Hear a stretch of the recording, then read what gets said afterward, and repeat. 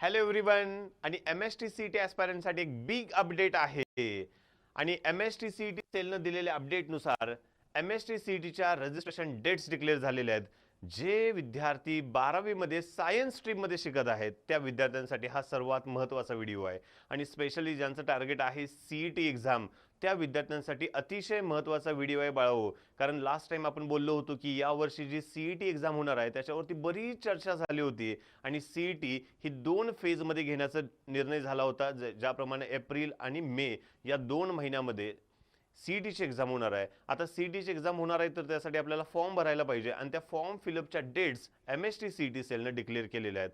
आता याच्यामध्ये काय दिले बघा, रजिस्ट्रेशन डेट्स दिलेले आहेत आपल्याला. So we are specially talking for class 12 students. 12वी सायन्स स्ट्रीममध्ये शिकणाऱ्या विद्यार्थ्यांसाठी हा व्हिडिओ आहे. जसं की तुम्ही क्लास 12 मध्ये MST-CET PCM किंवा PCB ग्रुपची CET 2026 ची एक्झाम देणार आहे तर याची जी online registration and confirmation of application form ही जी डेट आहे ते ऑनलाईन रजिस्ट्रेशन चालू झालेले आहेत 10 जानेवारी 2026 पासून. 10 जानेवारी पासून हे रजिस्ट्रेशन स्टार्ट झालेले आहेत आणि कधीपर्यंत असणार आहे तर याची लास्ट डेट आहे 12 फेब्रुवारी 2026. 12 फेब्रुवारीपर्यंत म्हणजे 10 जानेवारी ते 12 फेब्रुवारी हा तुम्हाला वेळ दिलेला आहे MST-CETच्या रजिस्ट्रेशनसाठी. याच्यामध्ये सर्वांनी MST-CETचं रजिस्ट्रेशन करून घ्या.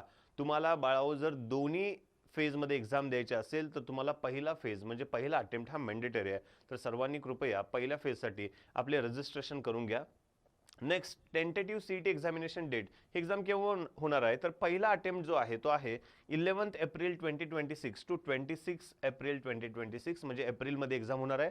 11 एप्रिल ते 26 एप्रिलच्या दरम्यान हे एक्झाम होतील. दोन्ही PCM आणि PCB ग्रुपच्या वेगवेगळ्या एक्झाम असतील शिफ्टनुसार. आणि त्याच्यानंतर जो दुसरा अटेम्प्ट असणार आहे बाळो तो असणार आहे 10 मे टू 17 मे. 10 मे पासून 17 मे पर्यंत आपला सेकंड अटेम्प्ट असणार आहे. म्हणजे 2 अटेम्प्टमध्ये 2 फेजमध्ये यावर्षी MST-CETची एक्झाम होणार आहे. आणि तुम्हाला सांगितल्याप्रमाणे दुसरा अटेम्प्ट तुम्ही त्याच वेळी देऊ शकताय जर तुम्ही पहिल्या अटेम्प्टसाठी फॉर्म फिलअप केला असेल तर, अप्लाय केला असेल तर डिरेक्टली तुम्हाला सेकंड अटेम्प्ट देता येणार नाही. त्याच्यानंतर सगळ्यात इम्पॉर्टंट अपडेट काय दिले, APAAR ID and Aadhaar ID are mandatory. तुमच्याकडे तुमचा अपार ID आणि आधार कार्ड ID UID पाहिजेच. मग सर्वांच्याकडे आधार ID आहे पण अपार ID पण असणं गरजेचं आहे, मॅन्डेटरी आहे म्हटलेलं आहे for CET registration. Candidates who have not yet generated their APAR ID are required to create the same through DigiLocker.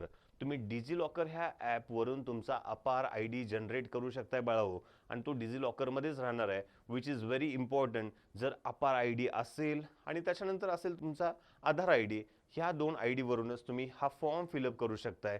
त्यामुळं आपण येणाऱ्या पुढच्या व्हिडिओमध्ये अपार ID कसा जनरेट करायचा, कोणते कोणते डॉक्युमेंट्स लागणार आणि फॉर्म फिलअप करताना ज्या काही स्टेप्स आहेत हे पूर्ण आपण एका डिटेल्ड व्हिडिओमध्ये घेऊन येतोय ज्याच्यामध्ये तुम्हाला ही पूर्ण माहिती दिली जाईल. सो पुन्हा एकदा CET ॲस्पायरंटसाठी ही बिग अपडेट आहे आणि अभिनव सायन्स अकॅडमीतर्फे CET ॲस्पायरंटसाठी एक बिग स्पेशल ऑफर आहे. अभिनव सायन्स अकॅडमी आपल्यासाठी घेऊन येत आहे MST-CET ऑनलाईन क्रॅश कोर्स 2026 आणि जो चालू होतोय 26 फेब्रुवारी पासून 26 फेब्रुवारी पासून आपला ऑनलाईन क्रॅश कोर्स असणार आहे फॉर MST-CET ॲस्पायरंट. प्युअर CET साठी हा आपला क्रॅश कोर्स असणार आहे. तर या क्रॅश कोर्स विषयी माहिती मिळवण्यासाठी आणि याचे पूर्ण डिटेल्स मिळवण्यासाठी आत्ताच आपलं YouTube चॅनेल सबस्क्राईब करा. थँक्यू.